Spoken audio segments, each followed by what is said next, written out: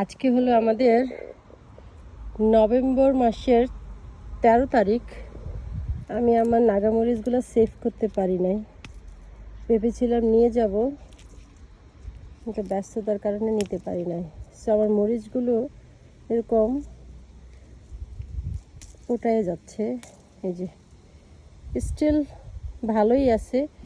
তো আমি এখন এগুলো সব নিয়ে নেব, নষ্ট হয়ে যাচ্ছে আর কয়েকদিন থাকলে এগুলো পাওয়াই যাবে না। সো এখন এগুলোর স্বাদ এন্ড গন্ধ ওগুলো সব কিছু এখনও পারফেক্ট আছে।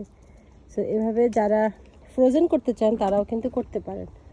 যারা নাগামরিচ লাভার আছেন, ফ্রোজেন করলে রান্নাতে ইউজ করা যায়। ছোট বড় মিলে মাশাআল্লাহ অনেকগুলো হয়েছে। অনেক সানি বা ঠান্ডায় কাঁপতেছি আমি। এই যে মাশাআল্লাহ মাশাআল্লাহ।